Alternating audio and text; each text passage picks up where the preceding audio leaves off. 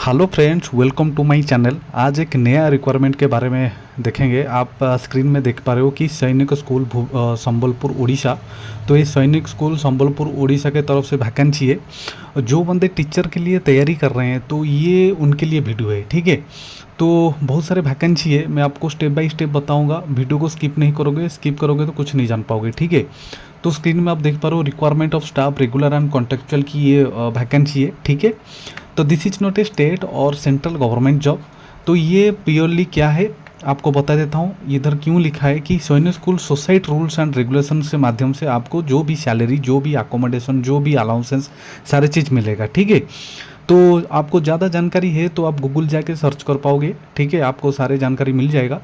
तो ये देख पा रहे हैं कि पीजीटी फिजिक्स में ये वैकेंसी ओबीसी में एक ही पोस्ट है।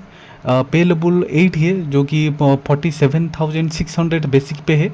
उसी में आपकी डीए और अदर अलाउंसेस जो भी है ये लग के आपकी सैलरी आएगा।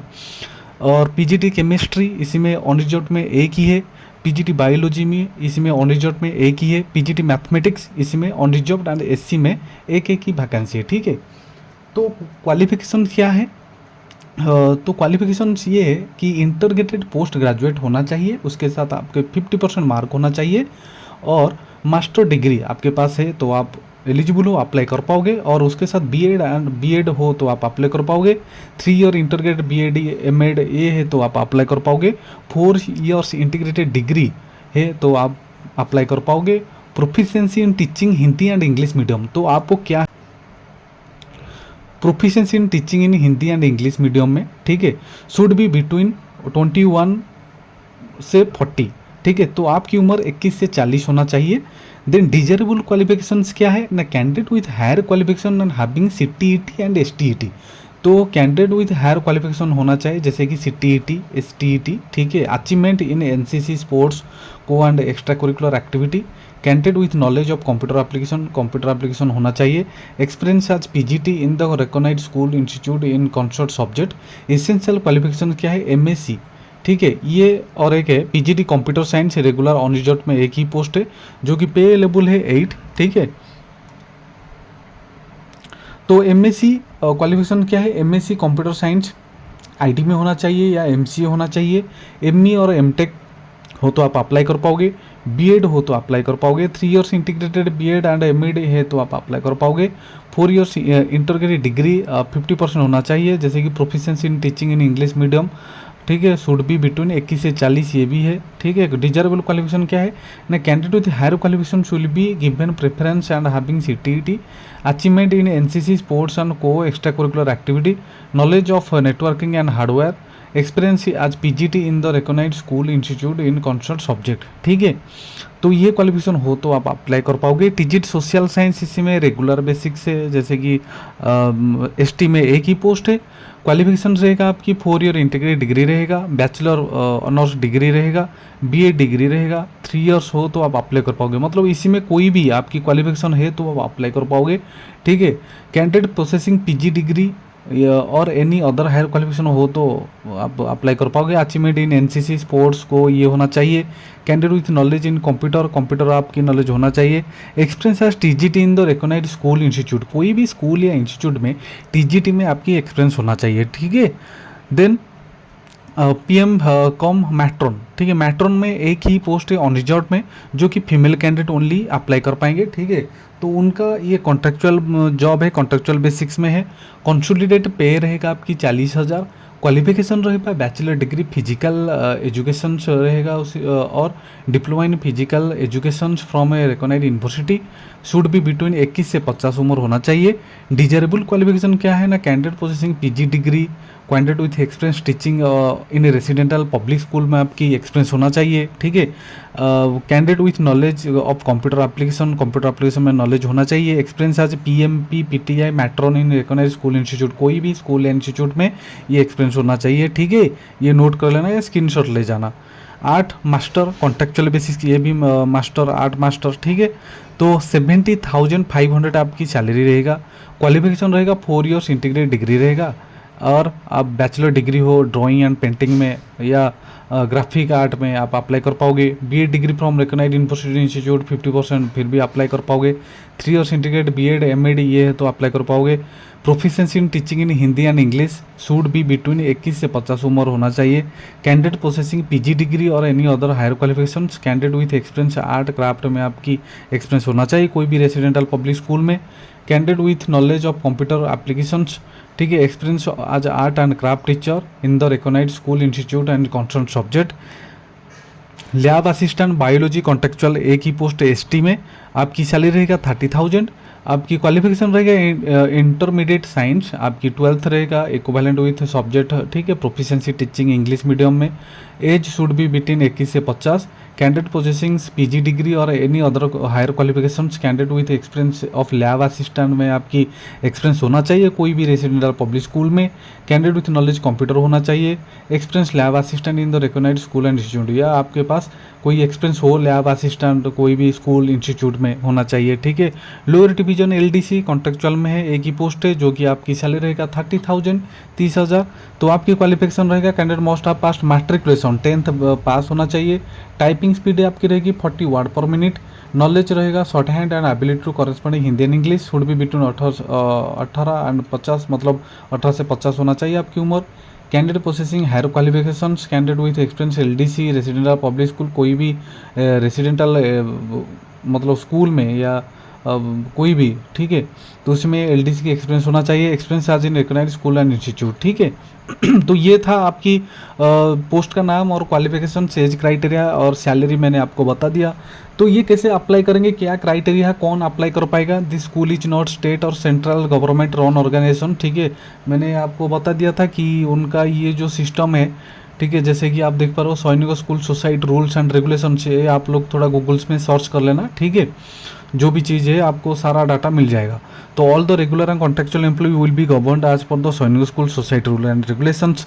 इधर ही लिखा है all the regular and contractual employees will be govern. जो भी चीज़ है, जो भी अलाउंसेस मिलेगा इस सैनिक स्कूल सोसाइटी रूल्स के माध्यम से आपको मिलेगा, ठीक है। Indian national only can apply, Bharat में सब नागरिक अप्लाई कर पाएंगे। जो ये क्वालिफिकेशन हो तो आप अप्लाई कर पाओगे, चाहे आप मध्य प्रदेश हो, चाहे उत्तर प्रदेश हो, चाहे आप उड़ीसा से हो, चाहे आप जहाँ पर भी राजस्थान से हो, ठीक है, गुजरात से हो, तो आप अप्लाई कर पाओगे।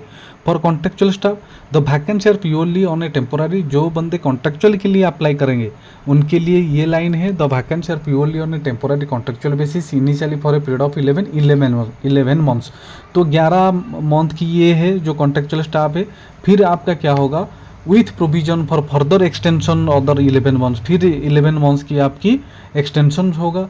The total duration shall not exceed 3 years। तो ये 3 साल तक ये ऐसा चलेगा, ठीक है। Subject to performance review institutional requirement as determined by the principal and school. Selected candidate must be prepared undertake responsibility in residential school, ठीक है। अदर कंडीशंस क्या रहेगा आपकी ना, candidate appointment at Sainik school Sambalpur will be employees of Sainik school society and Sainik school society rules and regulations in work and the amendment from time to time will be applicable. जैसे मैंने आपको बता रहा था ये वाला हेडलाइन, ठीक है। एप्लीकेशंस आज स्कूल फॉर्मेट ओनली। तो ये जो एप्लीकेशन आप जाके डाउनलोड कर लोगे साइट में जाके, तो स्कूल फॉर्मेट में ही अप्लाई करोगे।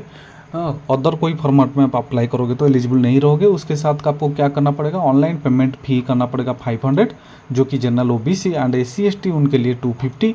मोड ऑफ पेमेंट कैसे पेमेंट करोगे ना, एप्लीकेशन 500 ओबीसी अनरिजर्व्ड कैंडिडेट या 250 SC ST candidate to be paid online. Candidate must attach the payment receipt. जब आप ऑनलाइन पेमेंट कर लोगे तो पेमेंट रिसिप्ट डाउनलोड करके रख लेना। तो आपको क्या करना, ऑफलाइन में भेजना है, ठीक है। सारा जो भी फॉर्मेट में आपको भर के आपके एप्लीकेशन फॉर्मेट, जो भी नेम पोस्ट फॉर अप्लाइड, जो भी चीज़ें फॉर्मेट देख के आपको भरना है। उसके साथ आपको एक जैसे कि खाम में, ठीक है, आपको ये भरना है, जैसे कि पोस्ट अप्लाइड फॉर हेडिंग में लिखना है TGT या PGT, जो भी चीज़ लिख के आप फॉर्म एंड 2 में ये भेजना है। और ये जो ऑनलाइन आप जो भरोगे पेमेंट, तो उसका रिसिप्ट आप इसके साथ भेजोगे, ठीक है। तो name of account holder principal Sainik school Sambalpur. Current account number ये रहेगा आपका। बैंक नेम ये है स्टेट बैंक।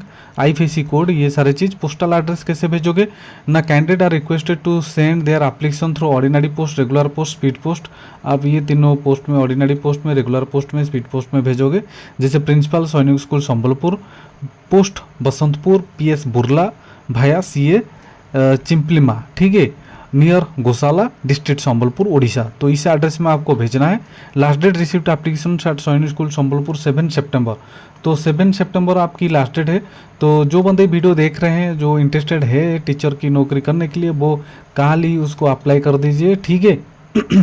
मतलब आज हो गया 19 तारीख, तो आप 21 तारीख से अप्लाई कर दीजिए, ठीक है। तो ये 7 डेज में पहुंच जाएगा, ठीक है। स्पीड पोस्ट कर लीजिए।